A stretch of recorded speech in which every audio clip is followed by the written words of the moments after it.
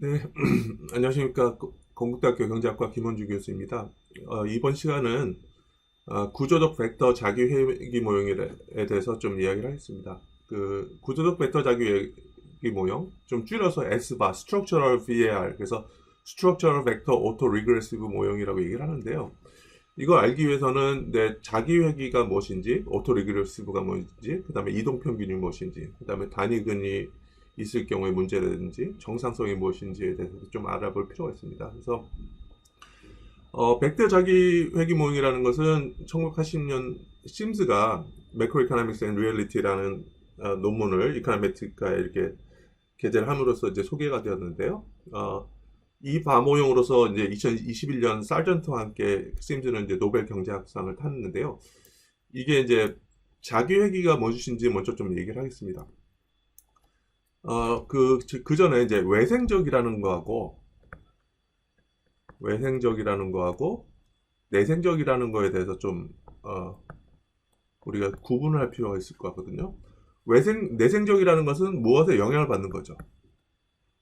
그러니까 영향을 받는 거고, 무엇인가에 의해서 영향을 받는 거. 외생적이라는 것은 영향을 받지 않는 거죠. 다른 거에서 영향을 받지 않는 것들을 이제 외생적이라고 얘기를 하는데,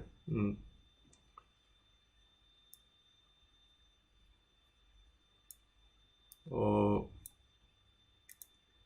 이 방정식에서 밑에 방정식에서 한번 보겠습니다. 그래서 자기회귀 모형이라는 것은 종속 변수를 자신의 과거값으로 표현한 거를 자기회귀 모형, 그래서 오토리그레시브라고 얘기를 하는데요. 오토리그레이션 또는 그렇게 얘기를 하는데, 요거 한번 요 식을 한번 보시죠. 요 식을 한번 딱 보면은 조금 화면을 좀 켜볼게요. 그러니까 yt라는 것이 yt-1 자신의 과거값에 의해서 영향을 받죠. 그렇죠? 자, y라는 것은 여기서는 내생변수라고 할 수 있습니다. 왜 내생변수냐면은 우리가 다른 시간에도 좀 말씀드렸겠지만은 이 이꼴이라는 표현은 통계에서 이꼴이라는 것은 같다는 표현이 아니라 오른쪽이 왼쪽에 영향을 준다 이런 표현이거든요. 그래서 진짜 순수하게 같다는 표현은 이제 항등식으로 이렇게 세 개 이렇게 표현하죠. 그러니까 여기서는 그 yt라는 것이 오른쪽에 있는 것들에 영향을 받는 거죠. 자, 그러면은 일단은 t 시점만 그렇게 된 이 관계가 성립을 하면은 한 시점 전에도 이렇게 성립을 하겠죠. 그렇죠? 그러면은 yt-1이라는 것도 똑같이 알파 yt-2 플러스 엡실론 t-1 이렇게 영향을 받겠죠. 그렇죠? 자, 일단 요게 중요한데요. 그러니까 자기회귀 모형이 있고요. 그러니까 오토 리그레시브가 있고요. 요거를 외생 변수로 표현하려고 그래요.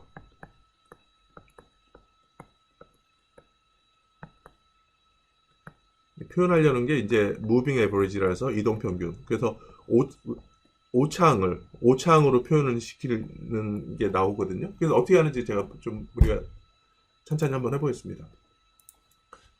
자, 이게 이제 계속 이런 관계가 성립을 하니까요. 그러니까 yt는 알파 yt-1 플러스 엡실론 이게 성립을 하고, 그 다음에 한 시점 전에 것도 yt-1은 yt-2 이렇게 성립하니까요. 우리가 지금 하려는 작업은 뭐냐면 요거를 여기다 넣을 거예요. 그 다음에 요 yt-2도 여기다 집어넣을 거고, 뭐 이런 식으로 쭉 이렇게 하다 보면 이렇게 해서 막 여기다 집어넣다 보면은 y라는 것이 점점 없어지고 점점 멀어질 거예요. 그러니까 예를 들어서 이런 거죠. 원래는 뭐였죠? yt는 알파 yt-1 플러스 엡실론 t였죠. 그렇죠? 근데 요 t-1 그 대신에 여기에다가 요걸 집어넣는다 이거죠. 이거를. 그럼 어떻게 돼요? 여기처럼 yt-1 요 해당되는 것이 요거 있잖아요. 그렇죠? 그러니까 알파 yt-1 플러스 엡실론 t-1 이렇게 그걸 yt-1 대신에 요거를 집어넣어라 이렇게 하는 거죠. 그렇죠? 그래서 풀어보면은 알파의 제곱 yt-2 플러스 엡실론 t는 여기 있었고요. 그쵸? 그 다음에 엡실론 t-1 앞에 알파가 있으니까 알파 엡실론 t-1 이렇게 나오죠. 자, 그럼 한 번만 더 해볼게요. 한 번만 더 해볼게요. 그럼 yt-1, yt-2도 내생적이니까 yt-1이 이렇게 정의됐잖아요. 그러니까 이 값을 여기다 집어넣는 거죠. 그렇죠? 그러면은 알파 제곱, 그렇죠? 그다음 yt-1은 뭐죠? 알파 yt-3 플러스 epsilon t-2, 그렇죠? 이렇게 되고 기존에 있던 epsilon t, 알파 epsilon t-1은 그대로 놔두고, 그렇죠? 쭉쭉쭉쭉 하다 보니까 이거를 계속 하다 보면 어떻게 돼요? 원래는 기본 모형이 yt는 알파 yt-1 플러스 epsilon t 이렇게 됐었는데 점점 이제 yt의 가역값들을 계속 그 함수로 계속 넣다 보면은 점점 이것이 오차항의 무한합으로 좀 되는구나, 그렇죠? 그 다음에 여기도 yt-1이란 t-3라는 것도 여기 있을 텐데 그 값을 집어넣으면은 이것도 또 epsilon으로 계속 늘어나고 그러겠죠, 그렇죠? 그래서 이거를 무한대로 계속 반복하다 보면은 어떤 게 나오냐면요, 쭉 하다 보면은 패턴이 있게 이렇게 나옵니다. 그러니까 여기 앞에 epsilon 그 오차항의 앞에 있는 개수를 잘 보세요. 요 epsilon t의 앞에 개수는 1이죠. 그 다음에 t-1이 있으면 알파가 있고 t-2가 있으면 알파 제곱이 나오고, 그러면은 t-1 이렇게 하면은 알파가 1승이 되고 t-2 되면 알파가 2승이 되고, 그렇죠? 뭐 이렇게 두는구나. 그래서 쭉 이걸 초기 시점까지 쭉 이렇게 보면 이런 식으로 패턴이 나올 거예요. 이렇게 해서 쭉 나올 거고요. 그렇죠? 그 다음에 이제 초기값, y의 초기값, 제일 초기값은 이제 제로 시점이 처음 시점이니까 이렇게 해서 알파의 t승 이렇게 해서 y0 이렇게 남을 거예요. 자, 그러면 요렇게 이제 무한합을 어떻게 구하느냐? 무한합이라는 것은 이런 식으로 좀 표현을 하거든요. 1-알파L의 마이너스 1승 곱하기 epsilon t다.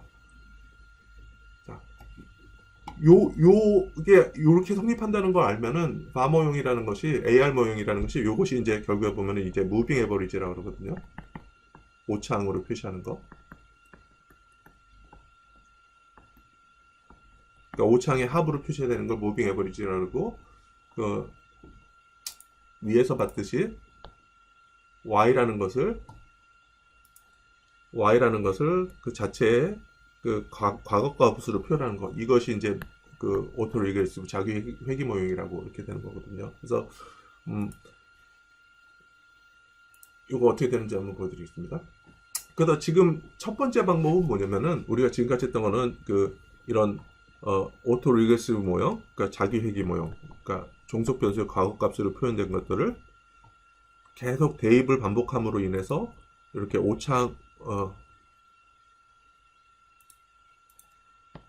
오차항의 합들로 이렇게 표현했죠. 이게 이제 무빙 에버리지, 이동 평균이라고 이렇게 얘기를 하는데, 이렇게 변환시키는 걸 했습니다. 이렇게도 표현할 수 있고요. 아니면은 다음과 같이도 표현할 수 있습니다. 여기 보면은 이제 아까 자기 회귀 모형이 있었잖아요. 이렇게 표현하는 것을, 그러니까 yt는 알파 곱하기 yt-1. 근데 yt-1이라는 것을 이런 식으로도 표현합니다. l 곱하기 yt. 그러니까 레그 오퍼레이터라고 하는데 l이 하나 있으면은 yt 시점에서 시점을 하나 빼라, 이런 거랑 똑같은 표현이거든요. 그러니까 예를 들어서 이렇게 되는 거죠. 그러면 yt-2는 어떻게 되느냐? l 제곱 형태로 표현합니다. 그러니까 yt에서 시차를 2개 빼라.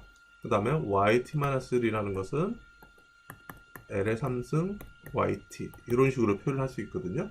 그래서 이런 표현을 써가지고 AR1이라고 하거든요. 시차를 하나만 포함시켰다서 그 자기회귀 모형, 시차 1인 자기회귀 모형이라고 얘기를 하는 거죠. 요거를 좀 표현을 이렇게 달리 해보겠습니다. 그래서 알파 yt-1이라는 것은 알파 곱하기 l 곱하기 yt, 그죠? l 곱하기 yt가 뭐라 했죠? yt에서 시점을 하나만 뒤로 해라. yt-1이랑 똑같은 표현이다. 그렇게 하는 거죠. 자, 그럼 이렇게 표현하면은, 그리고 나서 이걸 왼쪽으로 넘기는 거죠. 요거를 왼쪽으로 넘기면은 1 마이너스 알파 곱하기 l의 yt, 이렇게 할 수 있겠죠. 그러면 epsilon t다. 그렇죠? 자, 그러면 어떻게 되냐면은 yt는 1 마이너스 알파 L을 오른쪽 넘기면은 마이너스 1승 곱하기 엡실론 T가 되는 거죠. 그렇죠? 자, 그래서 1 마이너스 알파 L의 마이너스 1승 곱하기 엡실론 T라는 것이 엡실론 T 알파 엡실론 T 마이너스 1 알파 제곱 엡실론 T 마이너스 3 알파 3 엡실론 T 마이너스 3 이건 무한대로 간다. 그렇죠? 그리고 이걸 다시 표현하면은 이 i라는 것을 0부터 해가지고 무한대까지 했을 때 알파의 i승 엡실론 t 마이너스 i승 이렇게 되는 거죠. 근데 요거 한번 그냥 넣어볼게요. 알파가 i가 0이면 어떻게 되죠? 알파의 0승 그다음에 엡실론 t 마이너스 i가 0이니까 이렇게 되는 거죠. 그렇죠? 그다음에 두 번째는 어떻게 돼요? i가 1이 되면은 알파의 1승 그다음에 엡실론 t 마이너스 i가 1일 경우에는 이렇게 되는 거죠. 그 다음에는 이렇게 되겠죠. 그렇죠? 그래서 알파 0 모든 지수가 0일 경우에는 항상 1이니까 그렇죠? 그러니까 엡실론 t 여기 처음에 나오는 게 그대로 나오고 그렇죠? 이렇게 되겠죠. 자, 그럼 이거 어떻게 되는지 한번 제가 보여드릴게요. 무한합을 구하는 거는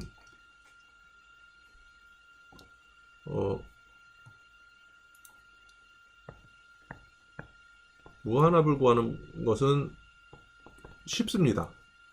수학적으로. 그러니까 1부터 뭐 처음부터 10개까지 합을 구하라 이렇게 하면은 좀 계산이 어려울 수도 있는데 패턴이 유사한 거를 구하라 그러면은 되게 쉽게 구할 수 있죠. 예를 들어서 이런 거죠.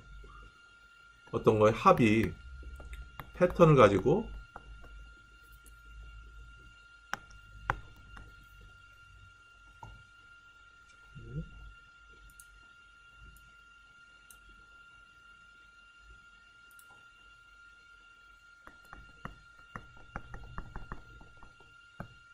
이렇게 합이 있다고 따져보세요. 이 합을 어떻게 구하죠? 패턴이 일정한 것은 패턴을 곱하면 돼요. R 곱하기 S 이렇게 해보면은 하나씩 밀리죠.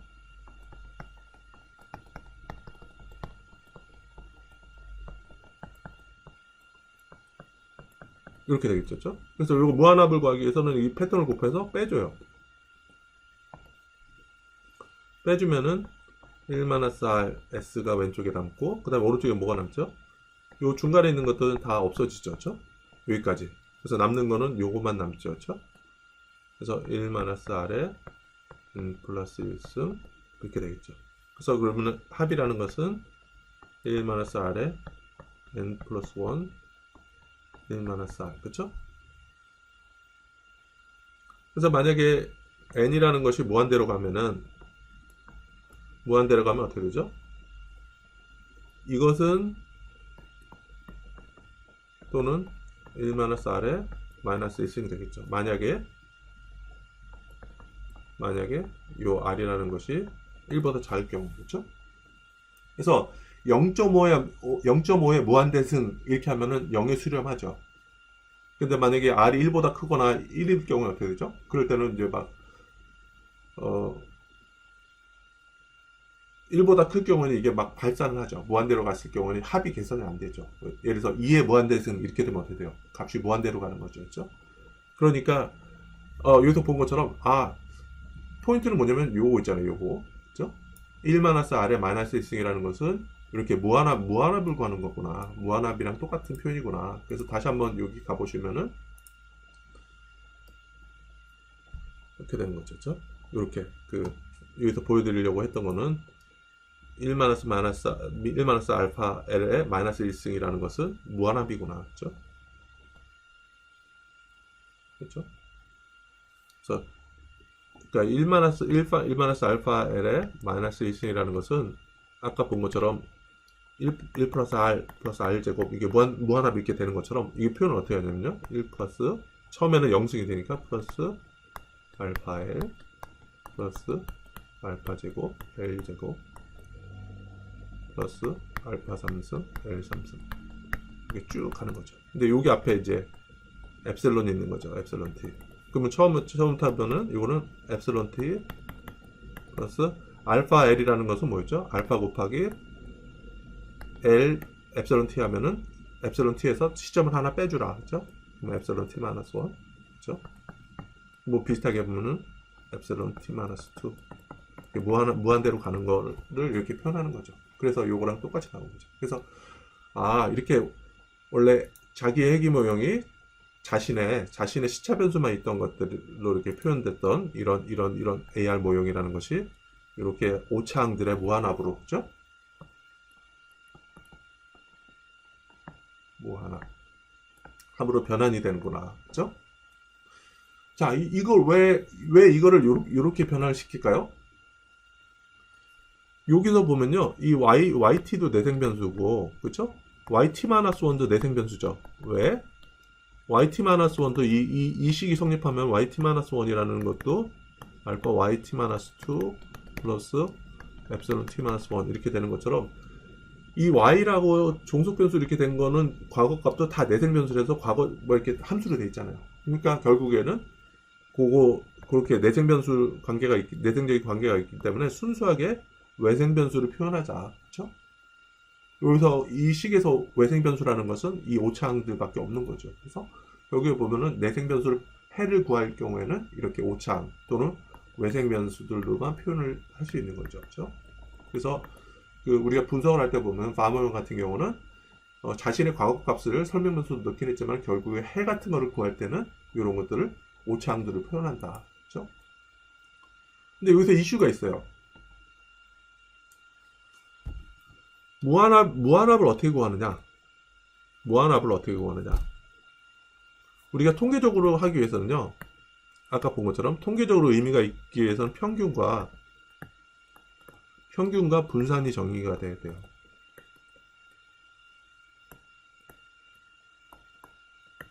그러니까 평균과 분산을 우리가 계산할 수 있어야 되거든요. 그런데 뭐냐면은 이 오차항을 어떻게 정의를 했냐면요. 오차항을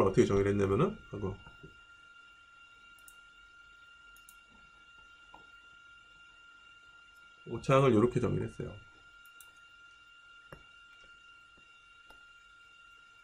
평균이 0이고 분산이 1이라고 했어요. 요걸 잘 염두에 두시고요. 다시 한번 내려가서 여기다 표현을 해볼게요.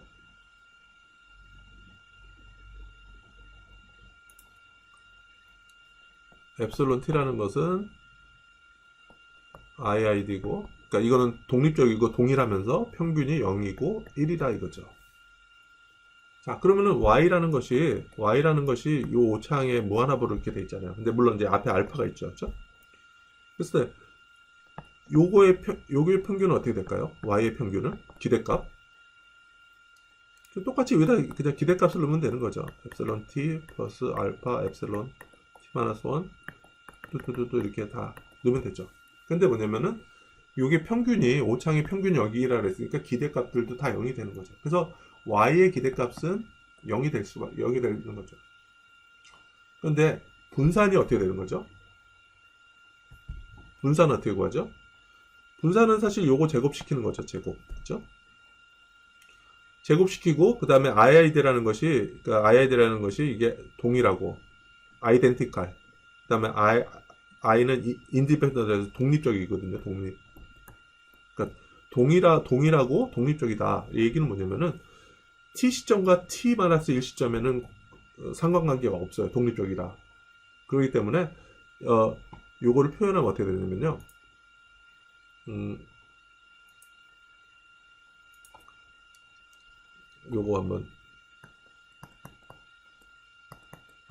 요것이 이제 분산이 되는 거죠.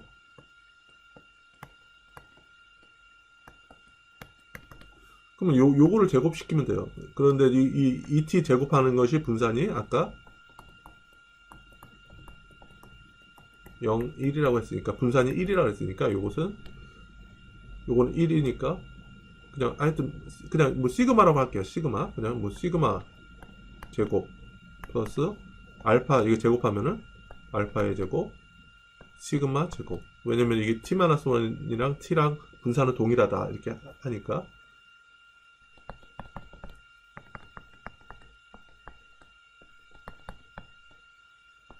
4승 알파 6승 제곱하는 거니까 이거 4승 6승 이렇게 되겠죠. 그러니까 이렇게 무한대로 되는 거를 구하는 거죠. 그러니까 결국에는 1 플러스 알파 제곱 플러스 알파 4승 플러스 알파 6승 이렇게 무한대로 갔을 때 이 값이 정의가 되느냐. 근데 한번 생각해 보세요. 이 무한합을 구하는데 이 알파가 만약에 알파가 1이면 어떻게 돼요? 그러면 1 플러스 1 플러스 1 플러스 1 플러스 그 다음에 이 분산이라는 것은 우리가 여기서 1이라고 정의를 했으니까 여기 분산이 1이라고 했을 때 이 무한합을 구한다 그러면은 어떻게 돼요? 1 플러스 1 플러스 1 플러스 1 플러스 이게 무한대로 간다. 합이 무한대로 가면은 무한대의 값을 갖는 거죠. 그죠? 1보다 커도 무한대의 값을 갖고요. 그런데 만약에 알파가 1보다 작으면 어떻게 되죠? 이거 무한합은 어떻게 구하죠? 알파가 1보다 작을 경우 다시 한번 여기로 가서 한번 해볼게요.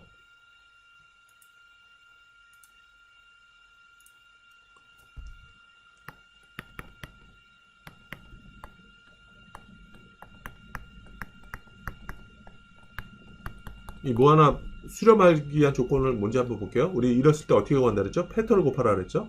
패턴이 알파 제곱씩 늘어나네요. 그죠?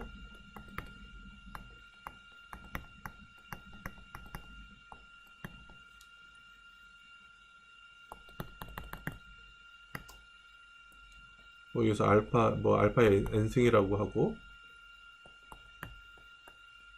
여기는 이제 하나는 밀리면은 알파의 n 플러스 2승 여기 하나가 밀리겠죠. 그렇죠? 그래서 빼주면은 어떻게 되냐면은 어떻게 되죠? 중간 거는 다 없어지고 남는 거는 요거하고 요거만 남는다 그랬죠. 1 알파 제곱 s는 1 알파의 n 플러스 2승 그렇죠? 그래서 s라는 것은 1 알파의 n 플러스 2승 나누기 1 알파 제곱 요것은 요 값으로 수렴이 될 수 있죠. 만약에 알파가 1보다 작으면 그쵸? 1보다 크면 어떻게 된다 그랬죠? 요것이 1보다 크면은 무한대로 가면은 이게 발산을 하잖아요. 그러니까 합이 계산이 안 되는 거죠. 결국에는 이렇게 성립하기 위한 조건은 이 알파라는 것이 1보다 작아야 된다. 그쵸?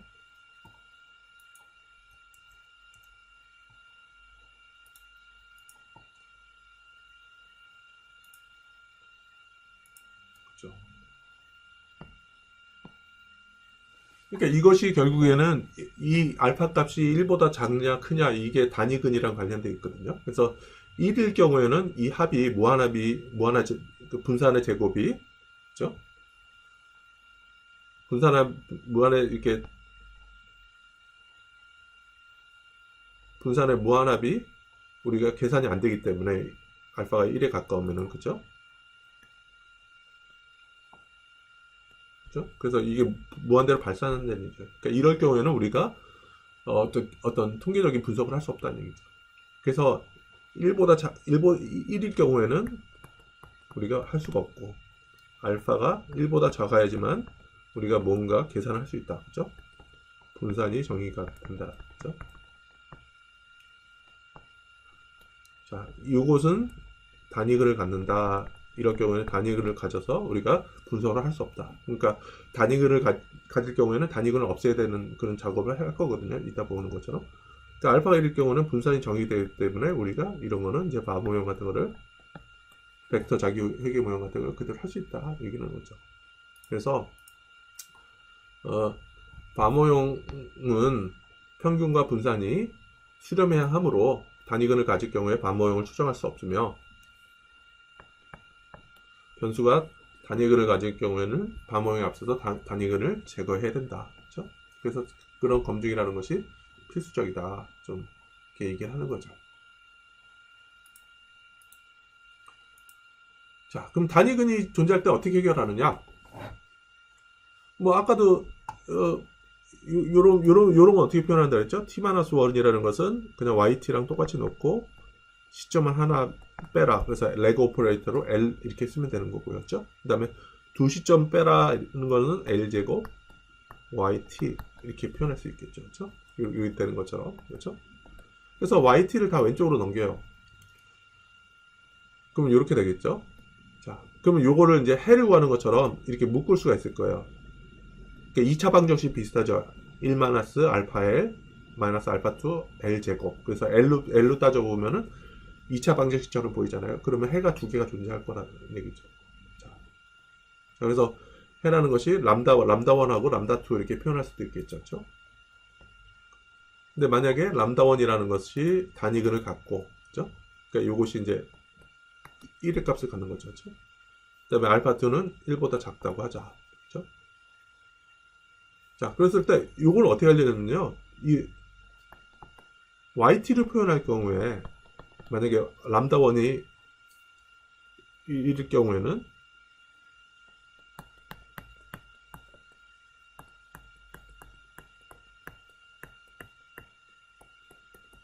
뭐 이렇게 표현하고 싶은데 이게 만약에 L이 1-L 이게 람다1이 1일 경우에는 이게 무한합으로 이렇게 11111 무한대로 가는 거기 때문에 합이 계산이 안 된다는 얘기죠. 그러니까 이렇게 단위근이 있는 부분은 그냥 놔두고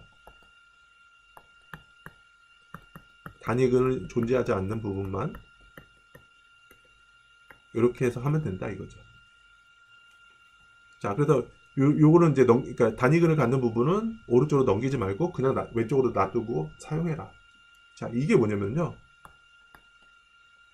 yt에서 lyt는 뭐죠?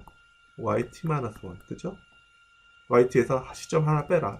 이게 결국에는 이건 차분한 거잖아요. 그죠? 그러니까 다시 말하면 단위근이 존재할 경우에는 자료를 차분해서 써라. 이 얘기가 되는 거죠. 그죠? 그러니까 이제 말씀드린 것처럼 단위근이 존재할 경우에는 그냥 이거를 넘기지 말고 이 부분을 그냥 가만히 왼쪽에다 놔둬서 즉 자료를 차분해서 쓰라는 얘기죠. 그리고 나머지 다 안정적인 것만 이렇게 오른쪽으로 넘겨서 이런 식으로 표현해서 써라 얘기를 하는 거죠. 단위근이 두 개 존재하면 차분을 두 번 하고 단위근이 하나 존재할 경우에는 그냥 한 번만 차분하면 되는 거죠. 그렇죠? 그렇게 쓰면 되는 거죠. 그래서 단위근을 모두 제거했을 때 해당 변수는 정상성을 갖는다고 표현하는 거죠. 자, 그래서 일단은 이게 우리가 지금 보였던 거는 자기 회귀 모형, 그죠? 정리를 해보면 지금까지 우리가 했던 거는 여기서 yt는 알파 yt-1 플러스 엡실론 t 이렇게 자기 회귀 모형, 오토 리그레시브. 그래서 자기 회귀 이렇게 된 거를 우리가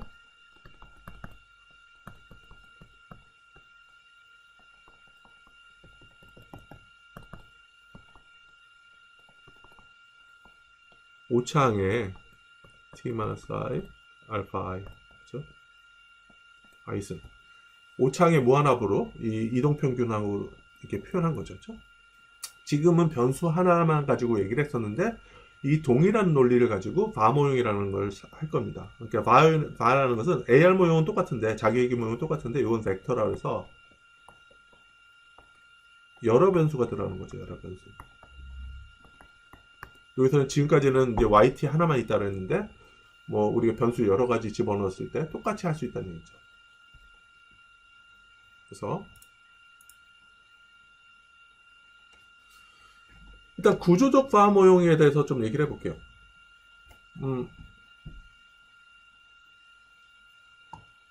구조적 바 모형은 여기 보셨을 때 그러니까 일단은 어떤 ZT라는 것이 I0다. 이게 뭐냐면 인티그레이터 오더 1이라는 것은 뭐냐면은 1차 차분했을 때 정상성이다. 그러니까 수준 변수를 따지면은 단위근을 가지고 있기 때문에 이 변수들을 차분한 자료, 그죠? I1. 그래서 1차 차분할 경우에는 정상성을 가지는 변수라고 이렇게 할게요. 실제로 보시면은 여러분들이 바모형 같은 거 했을 때 보면은 대부분은 다 1차 차분한 자료를 가지고 할 겁니다. 그래서 구조적인 관계는 이렇게 좀 나타낼게요. 오히려 좀 요거 말고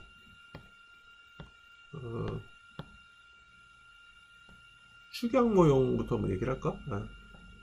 어쨌든 구조 모형부터 얘기를 할게요. 구조적 모형이라는 것은 자 t라는 것이 t-1, t-p 시점까지 그래서 그 자체의 과거값에 의해서 영향을 받고요. 근데 구조적이라는 것은 요 a0라는 부분이 있습니다. 현재로서는 이게 추정이 불가합니다. 왜냐면은 왜 구조적 모형이라는 것은 뭐냐면은 약간 이론적인 모형이라고 할까요? 직접 추정은 안 돼요. 직접 추정은 안 되는데 가장 이상적인 형태가 뭐냐면은 이 오차항이 있는데 오차항의 공분산이라는 것이 아이덴티티 매트릭스, 그 단위 행렬이다. 이 얘기 뭐냐면요. 여러 가지 변수들 간에 대각선에 있는 거는 분산이 0이고 나머지 비대각선 부분은 0이 되는 거예요. 이게 뭘 나타내냐면은 각 변수들 간에는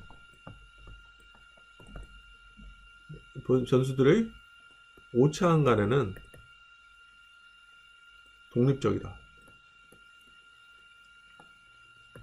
외생적. 서로 상관관계 존재 안에서 외생적이어가지고 각 방정식에 있어서의 그 각 경제적인 충격을 파악할 수 있는 거죠. 그러니까 예를 들어 이런 거죠. Z라는 것이 예를 들어서 뭐 이런 거죠. 뭐 환율이 있을 수가 있고 GDP가 있을 수가 있고 수출이 있을 수가 있고 여러 가지가 있겠죠. 근데 실제로 보면은 그냥 나중에 축약 모형을 보여드리겠지만 환율하고 수출하고 이런 거는 다 상관관계가 있겠죠. 공분산으로 따져보면은. 근데 이랬을 경우에는 서로 간에 상관관계가 있을 경우에는 이게 이 각각의 그 오차항들이 독립적이라고 할 수가 없죠. 그랬을 경우는 이 각각의 오차항들에 대한 경제적인 의미를 부여하기가 상당히 어렵거든요. 외생적이어야지 이것은 무슨 충격이다, 무슨 경제적 충격이다 이렇게 해석을 할 수 있는데 그걸 못하는 거죠. 그래서 우리가 지금 여기서 요 구조적 모형에서는 보면은 가장 이상적인 상태는 이 동시적 관계도 우리가 파악을 할 수 있고 그 다음에 이 오차항들도 다 독립적으로 이렇게 될 수 있는 거죠. 자, 여러분들 그 A0라는 것이 직접 추정이 불가능한 이유에 대해서 얘기를 해볼게요.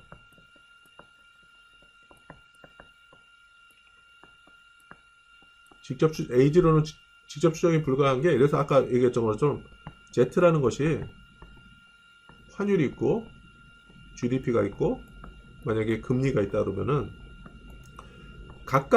사실은 각각의 방정식은 리그레이션으로 돌리는 거예요. 환율이라는 것은 그래서 환율 T라는 것은 그래서 GDP의 T-1 내에서도 영향받고 그 다음에 금리 T-1에서도 영향받고 환율의 자체 변수 T-1에서도 영향받고 이렇게. 그래서 각각의 왼쪽에 있는 종속 변수는 어떤 하나의 변수 T 시점에서 하나의 변수가 되고 두 번째 식은 어떻게 돼요? GDP T라는 것도 GDP T-1의 영향을 받고 금리 T-1의 영향을 받고 그 다음에 환율 T-1의 영향을 받고 이렇게 되는 거예요. 그러니까 그 다음에 세 번째 금리라는 것도 금리 T라는 것도 GDP T-1의 영향을 받고 금리 T-1의 영향을 받고 환율의 T-1의 영향을 받고. 자, 그러면 마모형은 이렇게 추정을 하는 거거든요. 그러니까 각각의 왼쪽에 종속 변수 같은 경우는 하나만 들어가 있잖아요. 그렇죠? 그런데 이 구조적인 모형, 이론적인 모형에서는 이 T라는 시점에 있어서 이 환율과 GDP와 금리 T 간의 관계도 포함을 시켜서 이 A0에서 파악을 하려는 거거든요. 그러니까 실제로 추정에서는 추정은 안 되지만은 그래도 가장 이상적인 관계는 서로 동시적인, 그러니까 영어로 얘기하면 contemporaneous라고 얘기를 하는데 같은 시점에 T 시점에 있어서 관계까지 다 파악을 하려고 하는 거죠. 그래서 이게 구조적 모형은 다시 정리하면은 요거는 이상적인 모형이다.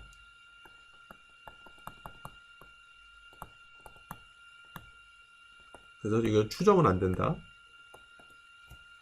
추정은 안 될 건데 우리가 나중에 어떤 제약 조건을 통해서 이런 관계를 다시 우리가 A0라는 것을 우리가 도출할 것이다. 이렇게 하는 거죠. 자, 그러면 요거 식 1로 된 거를 식 2로 이렇게 표현할 수 있나요? 표현할 수 있죠. 왜냐면은 요거 ZT-를 어떻게 표현했죠? L 곱하기 ZT를 표현하고, 그쵸? 그 다음에 요거는 어떻게 표현하죠? AP ZT-P. 그러니까 t에서 p만큼 떨어진 거는 ap 곱하기 어떻게 돼요? l p만큼 떨어져라. 그죠? 그 다음에 zt 이렇게 표현할 수 있잖아요. 그죠? 그래서 요거를 왼쪽으로 다 넘겨서 그죠? 그래서 a0 그러니까 요걸 넘겨서 표현하면 어떻게 되냐면은 a0 마이너스 뭐죠? 이거는 a1 l 마이너스 a2 l 제곱 마이너스 ap l의 p승 그죠? 그러니까 zt는 ut라고 이렇게 표현할 수 있잖아요. 그죠? 그래서 요거를 오른쪽 넘기면은 이런 식으로 마이너스 1승 이렇게 표현할 수 있겠죠. 그죠?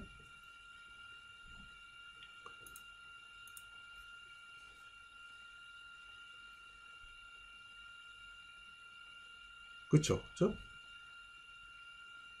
자, 그러면 이렇게 되면은 이게 결국엔 뭐가 되죠? 마이너스 1승이 이렇게 된 거는 항상 어떻게 된다죠? 무한합으로 되는 거였죠. 그죠? 그래서 이렇게 무한합으로 이렇게 될 거예요. 그죠? 다시 말하면은 보세요. 아까 여기 위에 이렇게 밑에 예를 든 것처럼 이 무한합 구하는 방식은 우리가 했었죠. 그죠? 어떤 것이 1 플러스 r 제곱 r의 3승 r의 n승으로 됐을 때 무한합은 어떻게 된다 그랬죠? 패턴을 곱하라. 그죠? 이렇게 된 거에다가 r 단위로 늘어나니까 r 곱하기 이렇게 하면은 하나씩 밀린다. 그죠? 그래서 빼줘라. 그죠? 빼면 어떻게 돼요? 빼면은 중간에 건 다 없어진다. 그죠? 그래서 남는 건 뭐냐? 1 마이너스 r의 n승 이렇게 남는 거죠. 그죠? 그 다음에 왼쪽은 1 마이너스 r의 s승. 그죠? 그래서 합이라는 것은 이런 식으로 표현할 수가 있는데 만약에 r이 1보다 작을 경우에는 이거의 무한합이라는 것은 이렇게 표현할 수 있다. 또는 1-r의 마이너스 1승처럼 표현할 수 있다. 그렇죠? 다시 정리하면은 1-r의 마이너스 1승이라는 것은 무한합이랑 같은 거다. 그렇죠? 그러니까 이것도 위로 다시 가가지고 이렇게 마이너스 1승 된 거는 뭐의 무한합으로 이렇게 다시 변화를 시킬 수 있다는 얘기죠. 그렇죠? 그래서 무한합을 표현하는 방법은 이 앞에 있는 이 패턴으로 늘어나는 부분을 d 가로 l을 이렇게 표현할 수도 있다. 이렇게 이해하시면 될 것 같아요. 자, 그래서 제가 말씀드린 것처럼 위의 관계라는 것은 이상적인 관계를 나타내는 거고 실제로 우리가 이거를 직접적인 식 1을 직접 추정 못하기 때문에 우리는 결국에는 이런 축약 모형을 가지고 추정한다는 얘기죠. 축약 모형이라는 것은 요겁니다. 식사 이게 축약 모형이죠.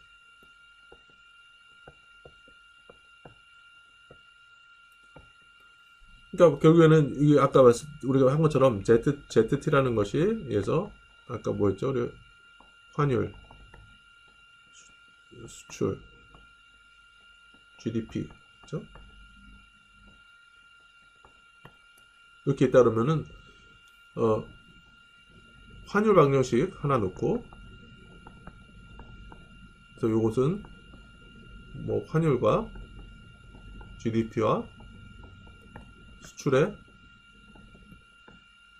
t-1부터 이게 t-p까지 다 이 과거 값들을 집어넣는 거죠. 그 다음에 요런 방정식이 3개가 나오죠. 수출 방정식도 있고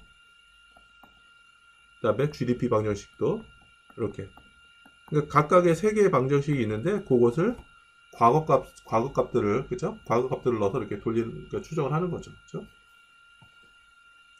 자, 근데 여기서 보시면은 이렇게 해서 우리가 실질적으로 리그레션을 넣어서 이걸 추정하는 겁니다. 이걸 추정하는 겁니다. 추정.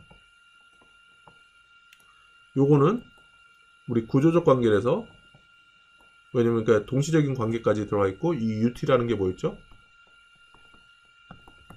이 오차항의 공무산이라는 것이 이게 1로 그죠? 평균 0이고 공무산이 1로 아주 아이덴티티라서 독립적으로 이렇게 잘 돼 있는 거죠. 그러니까 그 변수들의 오차항들 간에 상관관계 없이 아주 구조적으로 외생적으로 우리가 잘 이상적인 관계가 있는 거죠. 근데 우리가 추정은 이걸로 하는 거라는 얘기죠. 자, 그래서 그 다음에 보면 요거는 보시면은 우리가 추정할 때 이 오차항들 간의 공무산이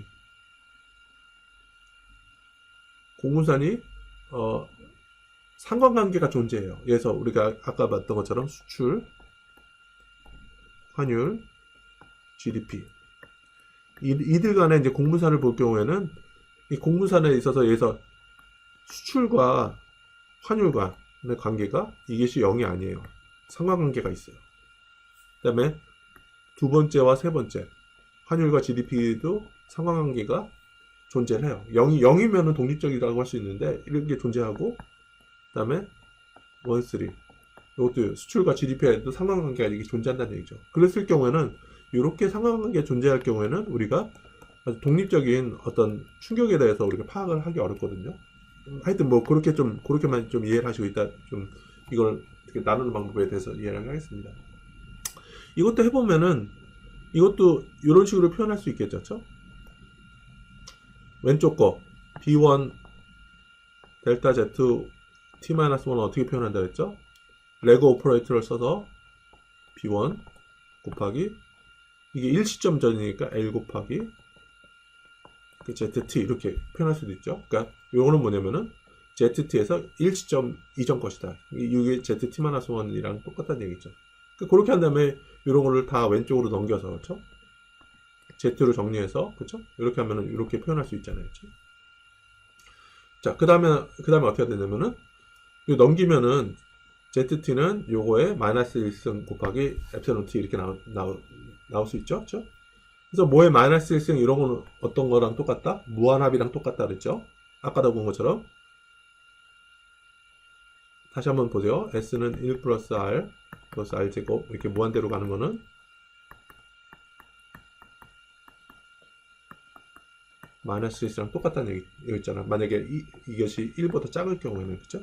그러니까 이렇게 이런 걸 비슷하게 이렇게 마이너스 1승 이렇게 된 거는 무한합이랑 똑같다. 그렇죠? 그래서 이렇게 그 축약 모형에서 그러니까 우리가 축약 모형이라는 것은 우리가 추정하는 모형이에요. 일반적으로 이 추정 모형에서 이렇게 된 것도 이렇게 표현할 수 있다. 그렇죠? 자, 그 다음 구조 모형이라는 것은 아까 여기서 구조적 모형이라는 것은 이렇게 돼 있었는데 요거를 좀 달리 표현하면요. 여기 A0라는 것이 사실은 키입니다. 키. 그 다음에 이 오창의 분산이라는 것이 독립적이다. 이런 것도 상당히 중요한 거고요. 근데 보면은 요거를 그냥 양변을 A0로 역행렬을 구하면은 왼쪽은 그대로 남아있고, 그렇죠? 오른쪽에는 그 앞에 끼리 이렇게 A0 인버스를 해주면 이렇게 나올 거예요. 그렇죠? 그러니까 이렇게 표현한 거랑 3번이라고 표현한 거랑 5번이랑 표현한 거랑 관계는 동일해야 되거든요. 그렇죠? 왜냐면 왼쪽 ZT라는 게 있고, 그렇죠? 그럼 결국엔 어떤 관계가 성립하냐면요.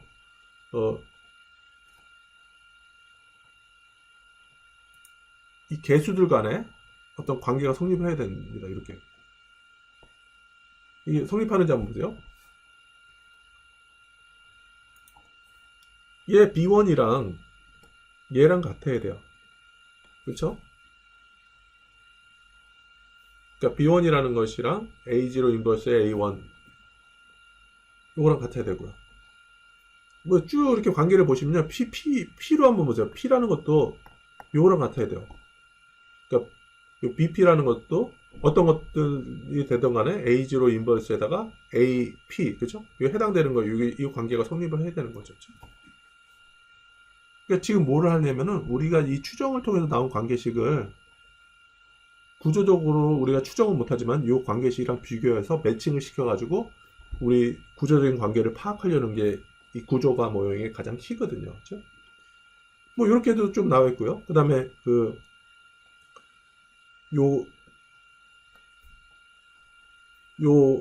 축약 모형에서 그 오차항으로 표현하는 것이 CL 곱하기 엡실론 T다 이렇게 된 건데요. 그렇죠? 근데 엡실론 T가 여기서 보면은 요 엡실론 T는 요거랑 또 동일해야 되죠. 관계를 보면은 3하고 4를 보면은 요 CL 엡실론이라는 것은 CL 엡실론 T라는 것이 A0 인버스의 UT랑 같아야 되는 거고, 그렇죠? 그 다음에 요것은 dl 곱하기 ut랑도 같아야 된다. dl 곱하기 ut라는 건 어디 있냐면은 바로 앞에서 우리가 했었을 때 구조적인 관계는 여기 이런 식으로 해서도 할 수 있는 거죠. 그러니까 여기서 한 거는 뭐였냐면은 A0를 넘기지 않고 그냥 전체로 그냥 왼쪽으로 넘겨서 역수를 취해가지고 이렇게 하니까 이렇게 나온 것이 DL 이렇게 DL UT거든요. 근데 두 번째를 이렇게도 표현할 수 있고 아까는 뭐냐면은 양변을 A0 인버스로 이렇게 해서 이렇게 표현도 해본 거죠. 그렇죠? 그렇게 다 어쨌든 간에 그런 관계가 다 성립을 하는 거죠. 그래서 제가 요거 보여드리는 것은 이게 다 축약 모형이랑 구조 모형 간의 관계가 어떻게 되는지를 이렇게 쭉 보여주는 거거든요. 그러니까 여러분들 한번 천천히 여러분들 한번 보시고 이런 관계가 정말 성립하느냐, 그렇죠? 그래서 요 천천히 한번 보시면은 이거 성립하는 건 여기 금방 볼 수가 있고요. 요것도 이제 여기서 A0 인버스 UT는 엡실론 T랑 같은 거다 이렇게 된 거고, 그렇죠? 그다음에 요렇게 된 것은 이렇게 된 거고, 요것이 결국에는 DL 곱하기 UT랑 같아야 된다 이렇게 나오면은, 그러면 C와 D, 이 C와 D는 뭐죠? A와 B는 뭐죠? A와 B 이걸 정리하면은 A하고 B라는 것은 자기 회귀 모형에서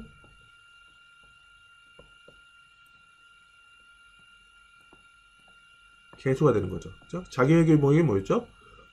t라는 것이 자기의 과거 값으로 나타내는 거, 거기 앞에 나온 개수였죠. 그러니까 구조적 모형이든 어쨌든 간에 이 자체 시차 변수를 넣었을 때 그 나온 개수를 a, b 이렇게 얘기했던 거고요. cd는 뭐였어요?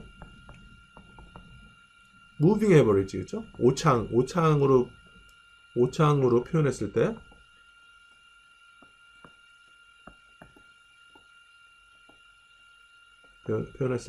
그때 나오는 거기서의 개수 벡터를 나타내는 거죠. 그렇죠? 그렇죠? 이렇게 오창 앞에 있는 것들이 C 이렇게 나왔던 거고, 위에서는 이거는 이제 축약 모형이고, 갑니다.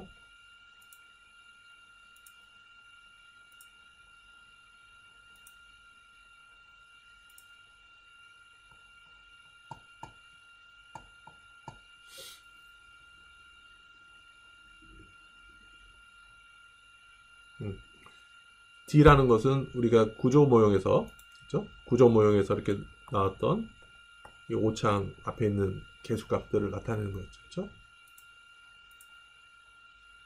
자, 그래서 결국에는 이 우리가 구조적인 모형하고 축약 모형하고의 그 관계를 우리가 하면서 구조적 바를 도출하는 거예요. 그래서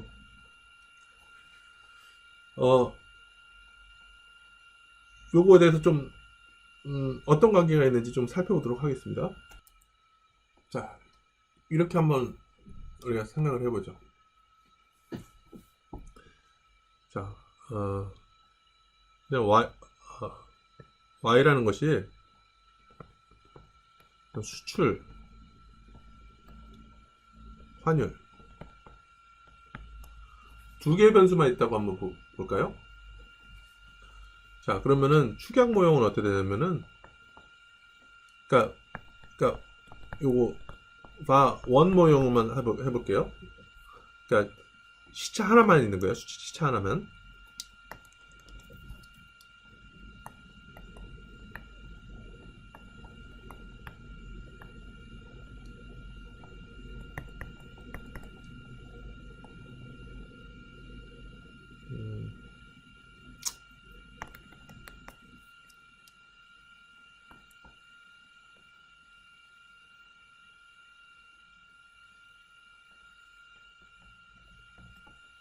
요걸 이제 Y1T라고 할게요.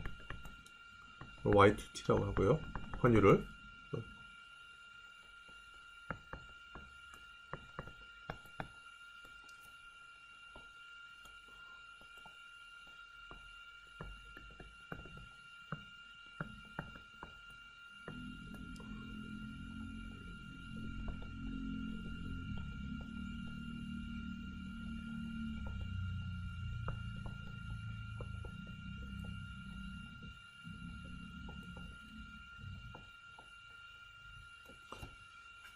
자, 이런 식으로 표현이 될 거예요. 그러니까 이렇게 보면 어떻게 되냐면 이게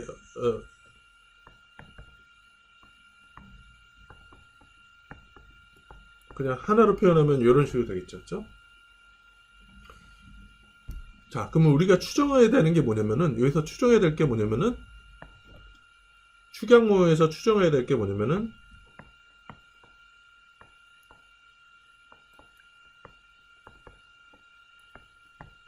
이것은 알파예요, 알파. 알파 이게 해당되는 게 이게 이제 개수행렬이 되는 거죠, 그렇죠?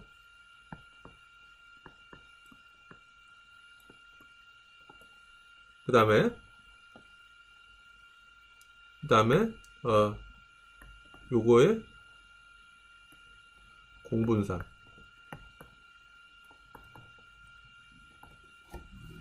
자, 이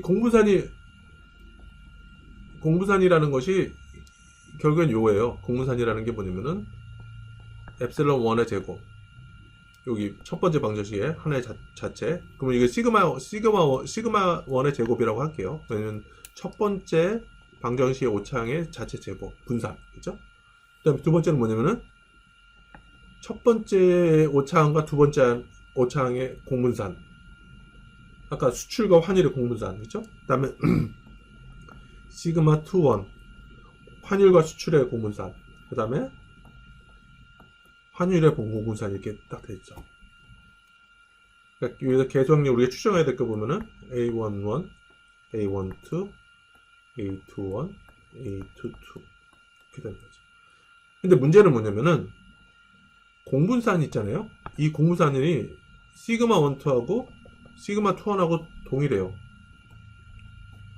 그러니까 환율과 수출의 공분산은 수출과 환율의 공분산이 똑같이 돼 있어요. 낮에 보여도 항상 대칭적으로 나오게 돼 있거든요. 그러니까 결국에는 뭐 이렇게 되는 거죠.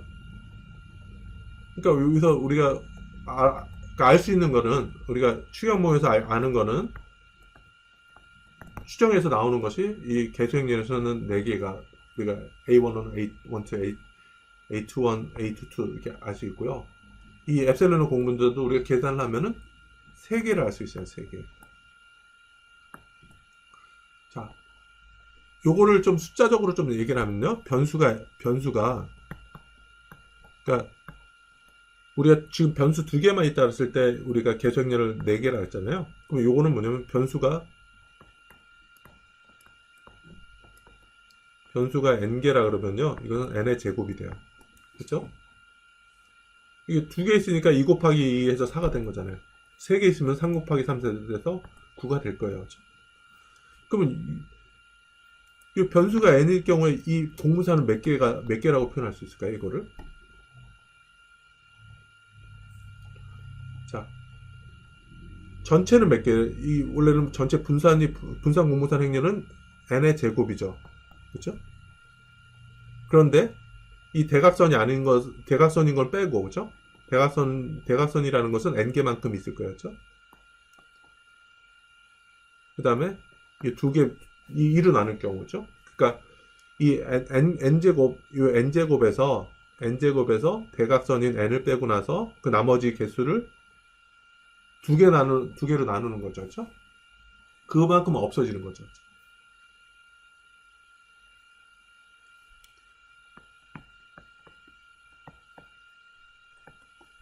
중복이란 얘기죠.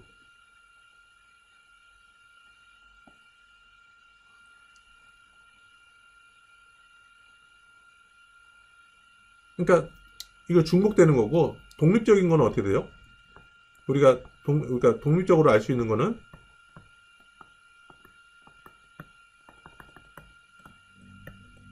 우리가 추정할 수 있는 거는 뭐냐면은 우리가 아는 거는 뭐냐면은 아까 얘기한 것처럼 전체 n제곱에서 대각선인 거를 빼고, 그죠? 대각선이 뺀 거, 나머지는 중복이니까 여기다 플러스 대각선 요 정도 해주면은 요거는 우리가 여기서 추정하는 거죠. 다시 말하면 여기서 2분의 n 제곱 플러스 n은 우리가 추정을 하는 거죠. 추정이 할 수 있는 거죠. 자, 이게 왜 중요하냐면요. 자, 보세요. 축약 모형에서 이렇게 되는데 구조 모형에서는 어떻게 되는지 보여드릴게요. 구조 모형에서는 똑같이 수출하고 환율이 있었을 때 우리가 이 앞에 A0 행렬이라는 게 있거든요.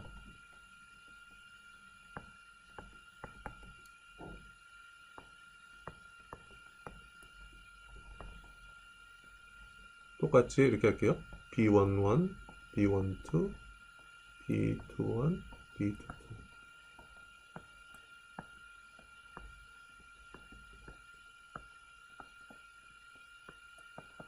이것은 이제 U라 그랬어요. 구조적인 모형에서는 구조 모형에서는 U1T, U2T. 요것이 단위 행렬을 그러니까 단위 행렬을 가진다 그랬거든요. 단위 행렬이라는 것은 뭐냐면 이거 이제 공분산이라는 것이 어떻게 생겼냐면은 1, 0, 0, 1 이렇게 알려져 있다는 얘기죠. 그래서 한번 볼게요.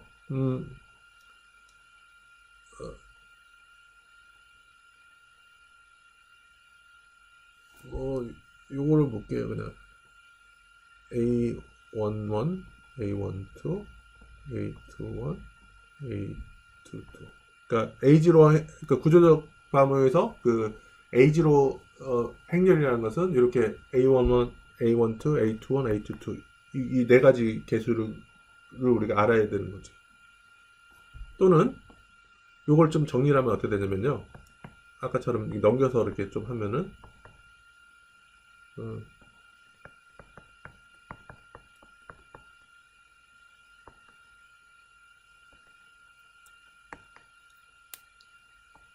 요걸 B라고 할게요. 그냥.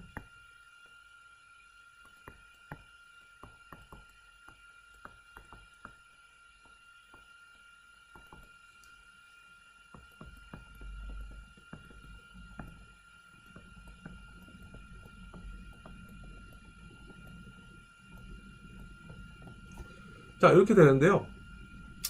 그러니까 어쨌든 간에 역행렬을 하더라도 요거 행렬 개수는요. 여기서 뭐 C11, C12, C21, C22 이렇게 할게요. 결국은 이거 곱하기 하더라도 우리가 모르는 것은 여기서는 4개를 모르는 거고요. 그 다음에 요거의 공분산을 구할 경우에도 보면은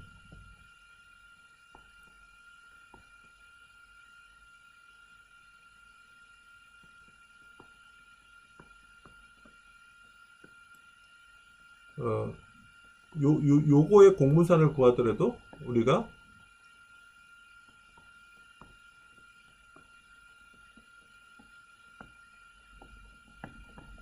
모르는 게 4개가 돼요. 그러니까 우리가 결국에는 뭐냐면은 개수축에서 그래서 구조적 모형에서 우리가 모르는 것은 개수가 n제곱을 몰라요. 그러니까 변수가 2개일 때 우리가 개수를 4개 추정해야 되잖아요. 그러면은 이걸 우리가 모르는 게 개수를 n제곱을 추정을 해야 되고요. 그 다음에 이제 분산 공분산에서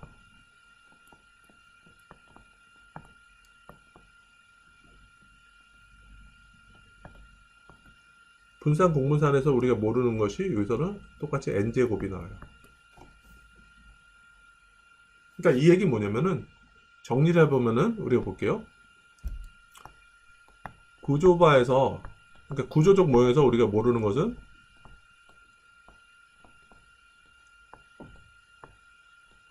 모르는 개수의 수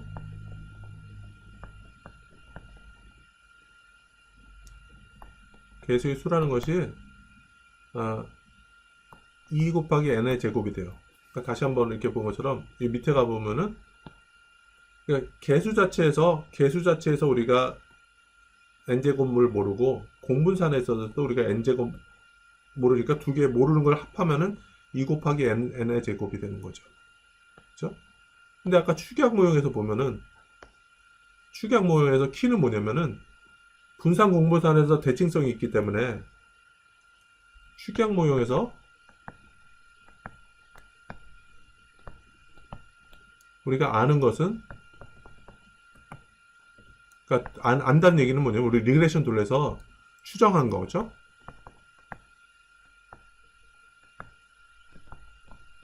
추정한 것이 뭐냐면 개수를 n제곱을 우리가 추정했고요. 그 다음에 요 분산해서 2분의 n제곱 플러스 n만큼을 추정을 한 거죠. 자, 그럼 이 차이가 얼마나가 될까요? 2n제곱에서 마이너스 n제곱 플러스 n2, 그쵸? 그러니까 이 n제곱이라는 것은 구조적인 방어에서 우리가 알고 싶은 거는 미지의 수는 2n제곱이 있고, 그 다음에 추격 모형, 리그레션에서 우리가 추정해서 우리가 알 수 있는 거는 요거거든요. 그럼 빼면 어떻게 돼요, 그러면 n제곱 마이너스 2분의 n제곱 플러스 n이네요, 그렇죠? 그럼 어떻게 돼요? 2분의 n제곱 마이너스 n 2분의 n 마이너스 1, 그죠? 그러니까 결국에는 구조 모형에서 모르는 것이 우리가 추격 모형에서 추정하는 것보다 2분의 n 마이너스 1만큼 더 모르는 게 더 많다는 얘기죠. 우리가 문제를 풀 수 없는 거죠, 이럴 경우에는. 그러니까 쉽게 얘기하면 어떻게 돼요? 식이 일단 식이 독립적이라 했을 때 n개의 변수가 있을 때는 n개의 방정식이 있으면 우리가 풀 수가 있잖아요, 그렇죠? 근데 지금 케이스는 뭐냐면은 우리가 방정식보다 모르는 변수가 더 많아요. 이러면 못 풀잖아요. 그러니까 이거를 제약을 가해 가지고 식의 수하고 변수의 수랑 맞게끔 이렇게 만들어주는 것이 결국에는 우리가 제약 조건이라고 얘기를 하는 겁니다. 자, 요거를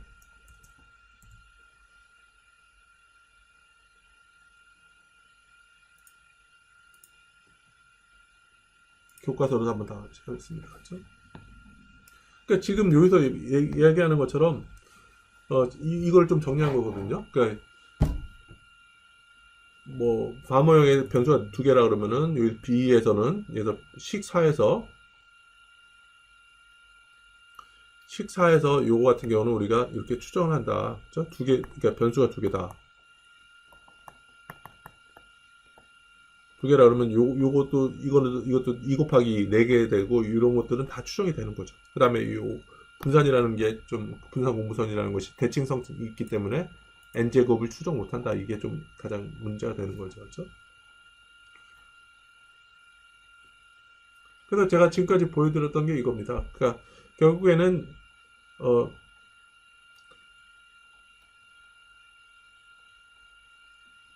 결국엔 그냥 쉽게 생각하세요. 쉽게 생각하세요. 그냥 왜냐면 개수는 보세요. 요 구조 모형이든, 그죠? 이게 구조 모형인데, 구조적 모형인데, 우리가 이론적, 그러니까 아주 이상적인 모형이고, 요거는 이제 축약 모형이라 해서, 우리가 리그레션 같은 걸 통해서 우리가 추정을 하는 모형이라 했잖아요. 결국에는 이 개수의 값은 동일해요. 왜냐면 이게 두 개 있을 경우에 이게 2 곱하기 2의 제곱이 돼서 4개의 개수를 추정해야 되는 거고, 요것도 어떻게 변환시켜도 4개 추정하는 거고. 그러니까 결국엔 요거는 다 미지의 수는 또는 여기서 모르는 미지수하고 여기 알려진 거하고 매칭이 돼가지고 요건 다 될 수 있다. 근데 결국에는 포인트는 뭐냐면은 요 공분산하고 아까 본 것처럼 이게 2분의 n 제곱 플러스 n만큼 알려진 거죠, 여기서. 그러니까 보세요. 다시 한번 볼게요. 이게 우리가 알려진 게 몇 개 알려졌나 볼게요. 세 변수 예를 들게요. 공분산 시그마 11, 시그마 12, 시그마 13, 시그마 21, 시그마 22, 시그마 23, 시그마 31.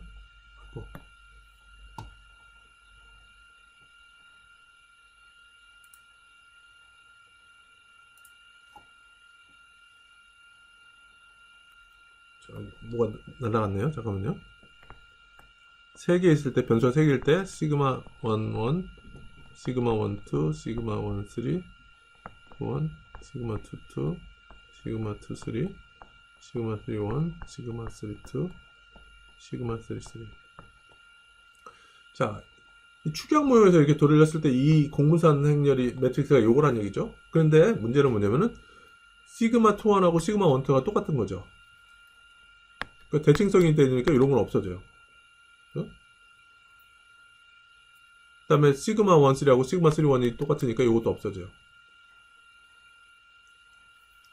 그 다음에 시그마 23하고 시그마 32가 많으니까 결국에는 우리 여기서 요 추정을 했을 때 우리가 독특하게 파악할 수 있는 분산 공분산의 개수는 6개가 되는 거죠.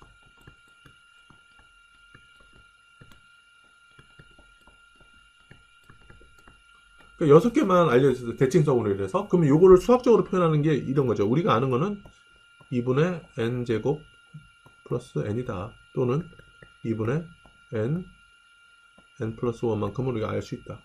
3일 경우에 어떻게 돼요? 2분의 3 곱하기 4 나누기 2. 3, 4, 12, 6개잖아요. 그렇죠? 그러니까 이렇게 할 때 6개는 알려진다. 이거는 알 수 있다는 얘기죠. 그런데 구조식에서 모르는 것이 이 분산 공분산이라는 것이 3의 제곱이니까 9개 정도만큼 우리가 모른다. 6개는 알고 있는데 9개를 모른다. 그럼 어떻게 돼요? 3개만큼은 제약을 가하자.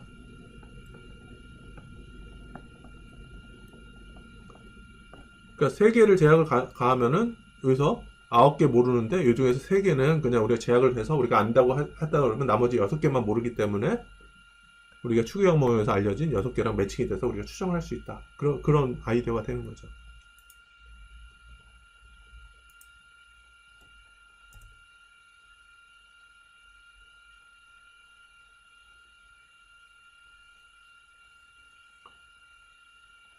그러니까 구조바 모형을 축약바 모형을 이용해서 도출하기 위해서는 2분의 n 만큼의 제약 조건이 필요하다. 다시 말하면은 아까 뭐였죠? 3개 변수일 때 공분산은 행렬의 원소는 6개가 파악이 된다 그랬죠. 그 다음에 구조바에서 공분산 행렬에서 모르는 게 3개일 경우는 3의 제곱, 그죠? 그러면 9개잖아요. 그죠? 그러니까 우리 모르는 게 9개고 6개는 우리가 리그레이션 같은 데서 우리가 파악을 할 수 있다. 그죠? 그러니까 우리가 모르는 거를 9개에서 6개로 줄이자. 그죠? 그러면 3개를 제약을 하자. 그죠?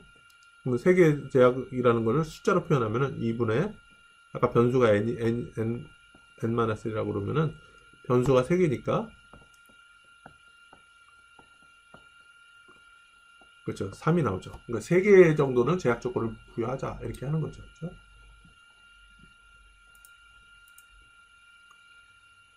그래서 우리 본 것처럼 뭐 A0 우리가 봤던 것처럼 A0 행렬에 대해서 제약 조건을 가하거나 또는 요것이 이제 이 A0 행렬이라는 것이 D0랑 같다는 것을 위해서 이렇게 볼 수가 있으니까 그러니까 이렇게 제약 조건을 할 수도 있고요. 이거는 이제 단기 제약 조건이라고 얘기해요.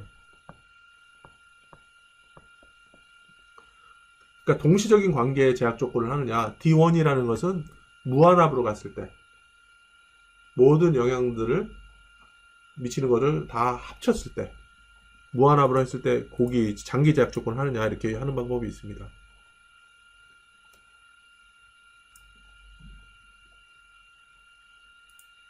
그래서 뭐 적정식별, 과소식별, 과대식별 이런 얘기가 있는데요.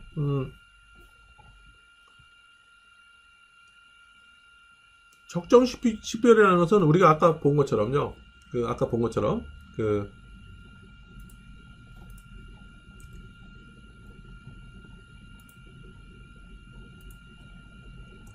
적정식별이라는 것은 우리가 꼭 필요한 제약 조건만 하자. 아까 이거 있죠. 제약 조건이 요거 있죠. 그러니까 구조바가 모르는 게 더 많으니까 우리가 추정한 모형에서 우리가 아는 것만큼 아는 것만 기초해가지고 우리가 너무 모르고 있는 거를 제약 조건을 해서 그 개수를 좀 맞추자 이렇게 했었잖아요. 그래서 2분의 n-1만큼 제약 조건을 부과했을 때는 적정 식별이라고 얘기하는 거죠. 아까 얘기한 것처럼 모르는 게 9개고 아는 게 6개면은 모르는 거 9개 중에서 3개를 제약 조건을 해서 모르는 걸 6개로 줄여가지고 아는 거 6개랑 매핑을 해서 우리가 구할 수 있는 거죠. 그렇죠? 뭐 이랬을 때는 우리가 고유한 충격들을 파악할 수 있죠. 왜냐면 모르는 거랑 아는 거랑 개수가 똑같으니까 우리가 해를 구할 수 있는 거죠. 근데 이렇게 만약에 제약 조건이 요거보다 작을 경우에 과소식별이 된다. 그렇죠? 이게 뭐냐면은 아는 건 6개인데 모르는 게 7, 8개 여전히 남겨놓으면은 우리가 해를 구할 수가 없어요. 모든 고유한 충격은 파악할 수 없다는 얘기죠. 근데 만약에 이렇게 제약 조건이 요거보다 더 많을 경우 과대식별이라는데 이 얘기 뭐냐면요.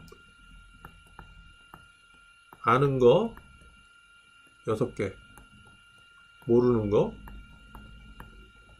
9개 현재는 그런 상황이죠. 그러니까 아는 거 6개라는 것은 우리가 축약 모형에서 그냥 리그레이션 돌려서 추정해서 나온 개수라든지 공분상 같은 거 이거 아는 게 6개인데 우리가 모르는 게 9개다. 자, 그래서 어떻게 된다 그랬죠? 이러면 풀지를 못하니까 최소한 3개는 제약 조건을 해야지 모르는 게 6개, 아는 게 6개 돼야지 매핑이 돼서 우리가 구할 수 있는 건데 만약에 그러니까 제약 조건을 요 가지고는 과대식별이라는 걸 이런 거죠. 제약 조건을 5개를 부과를 해요. 5개 부과라는 건 뭐냐면은 그러니까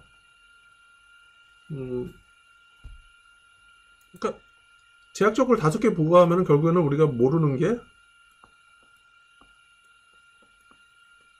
4개가 되는 거죠. 그렇죠? 제약 조건이라는 것은 모르는 거를 아는 것처럼 얘기를 하는 거예요. 근데 모르는 게 9개고 아는 게 6개인데 제약 조건을 5개 부과한다는 얘기는 결국에는 제약 조건을 5개 부과해서 우리 모르는 게 4개밖에 없다. 이래도 우리가 풀 수 있습니다. 왜냐면은 이거 마치 이런 거죠. 우리가 방정식을 푸는데 식은 6개가 있는데 변수는 4개밖에 없는 거죠. 그래도 풀 수가 있는 거죠. 결국에는 그러니까 적정식별, 그러니까 우리 제약 조건이 우리가 모르는 것만큼, 그러니까 아는 것만큼 이렇게 매핑만 시켜줄 수 있다 그러면 적정식별을 할 경우에는 모든 충격을 파악할 수 있고 과도하게 제약 조건을 해도 상관없다.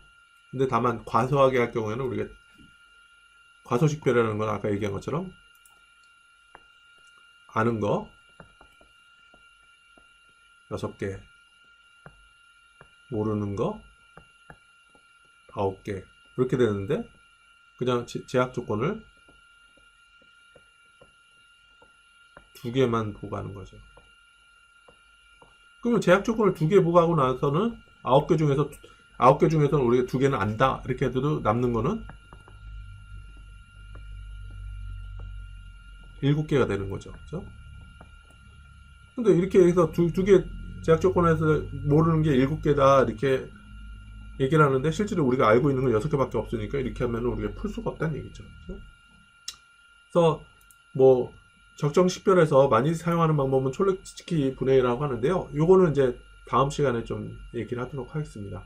네, 오늘 수업은 이걸로 좀 마치도록 하겠습니다. 네, 감사합니다.